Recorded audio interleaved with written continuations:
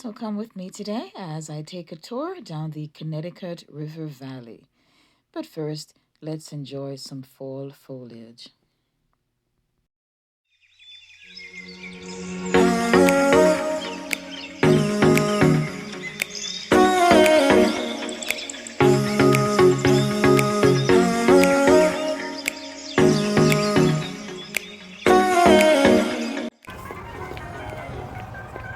What am I doing today? So I worked yesterday, so I felt like I deserved to give myself a treat. Okay, and this is what I'm doing today.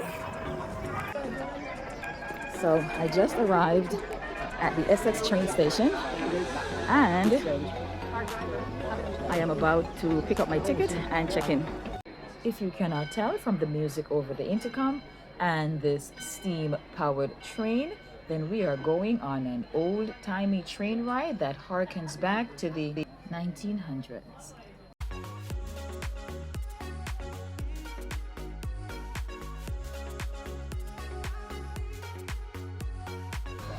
The train conductor was so taken with what I was doing. It's okay. I got a half a meal on That's funny. You're really hungry. I don't want to see Now enjoy your lunch. You're going to be on this train? Yeah, I'm going to be on Okay, great. I'll see you. See you soon. Yeah. Half a peanut butter sandwich. So the conductor was so interested in what I was recording, he thought I was somewhat of a movie star. Of course, I did not do anything to disabuse him of that notion. But I was like a kid in a candy store. I got into this car and I noticed that there were several big empty cars and I had to pick up the litter. And so I got restless and I went to another car. There is something very special about riding the train, other than the fact that you get to travel back in time, so to speak. You get to see so many parts of the city that you might never get to see traveling by car or by bus. You get to see the hidden rivers, lakes, streams, and waterfalls. And of course, you get to see the amazing fall foliage. Toot toot, and we were off.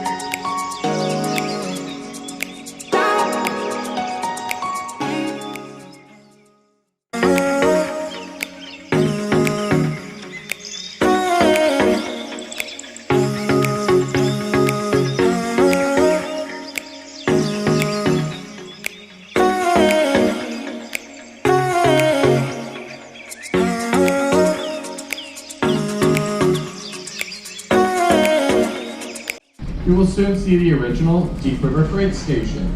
This historic structure, which dates back to 1890, is listed on the National Register of Historic Places. Have your first view of Gillette Castle.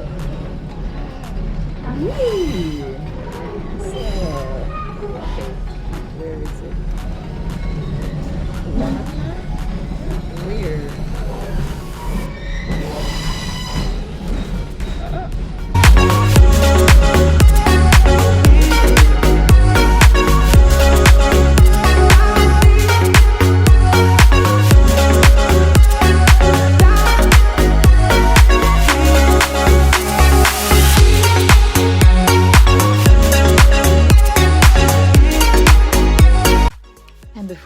we were at the end of the train ride.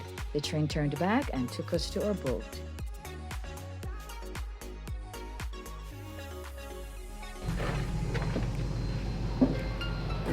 Thank you. Okay, now we've gotten off the train.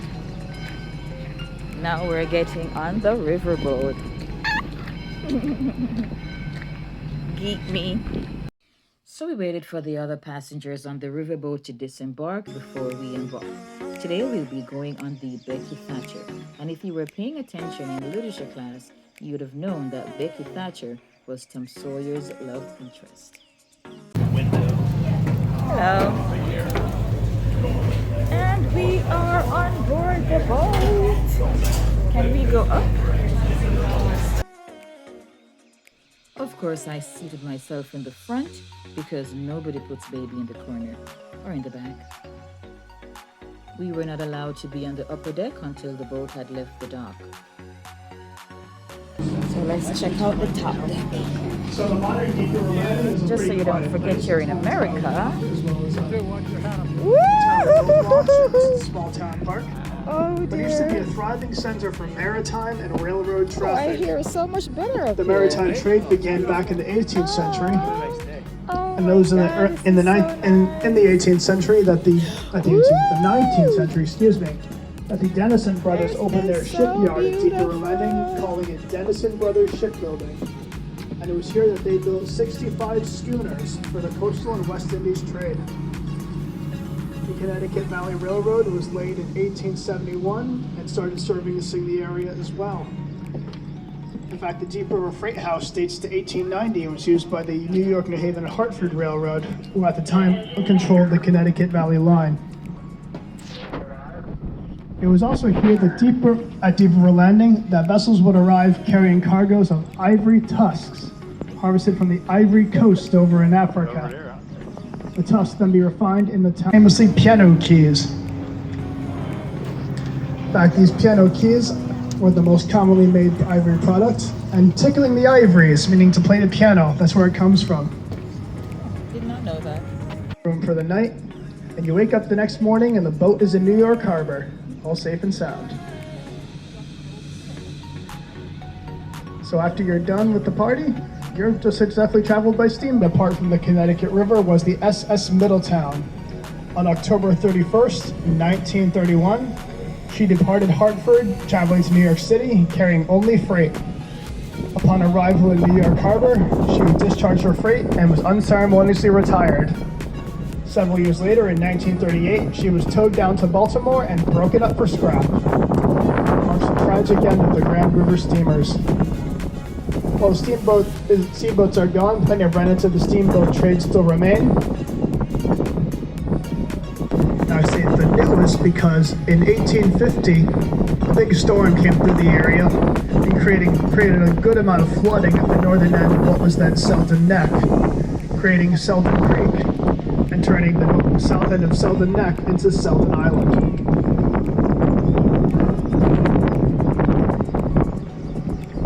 Now the island is named for the Selden family, who first settled on this land in the 1760s, working the land as farmers and fishermen. Starting in the 1880s, a quarrying operation was set up on the island to harvest red granite from. So today the Connecticut River is healthy and clean, and it's a beautiful sight to behold. All right, looking out to our port side, you can see a bridge spanning water there. Is it a river? Is it a creek? Is it a stream? What is it? And it's also an unusual name because it could be yours. Oh wow, 17 million. And that home sits on the northern end of Selden Neck. Now back to the pleasure. In 1853, his father was a United States Senator prior to the Civil War, and his mother was descended from the Reverend Thomas Hooker, one of the Puritan founders of Hartford, Connecticut. It came as a surprise to them when their son entered the theater business. He did exceptionally well for himself as a director, a producer, a playwright, a stage set designer, and most famously as an actor. He had a way of performing that left the audience hanging on his every word. It was really quite remarkable.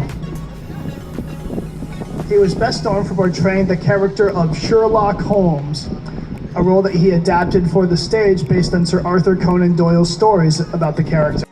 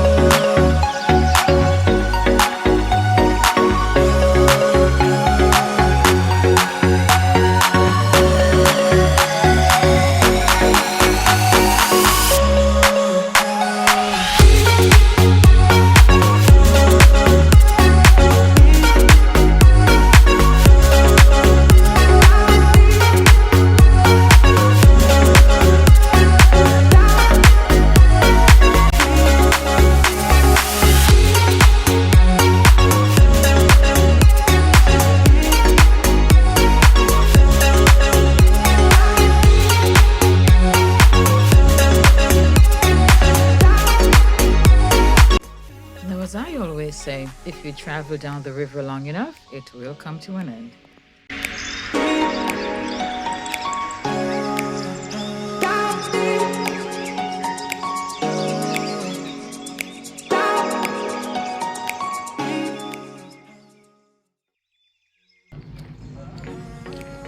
A good old-fashioned coal-powered train.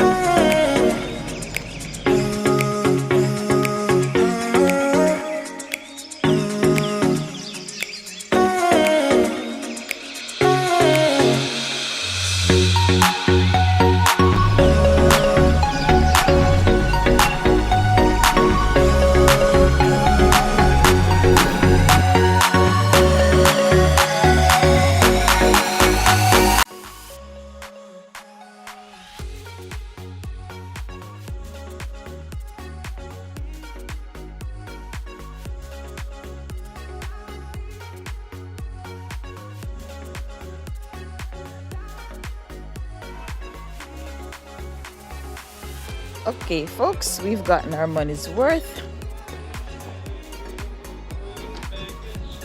Time to return to modern day troubles and woes.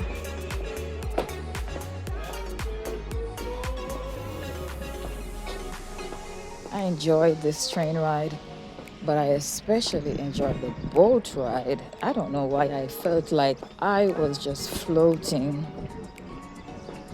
And the views were so stunning. And on my way out, I ran into my conductor friend again, and he was still interested in knowing about the movie I was shooting. We chatted for a bit about my social media, and then I continued on my journey. I got everything. Making a movie for you? That was my friend who offered me half of his sandwich. So this boat and train ride was $45. I booked it online and I went to the station and picked up my ticket. I hoped that there would have been food at the train station, but there wasn't. I'm pretty sure there was some things in the terms and conditions of the ticket that I did not read.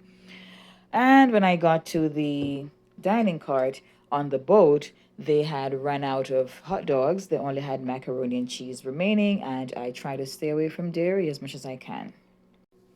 By then, I had a man-sized appetite, and so on to my next town in Connecticut for some soup and a salad. This was a great experience for me. I like old-timey things. I like vintage, I like antique, and I thoroughly enjoyed this ride. Thank you for coming along with me. Please like and subscribe and follow. I am Gail, and I thank you for watching.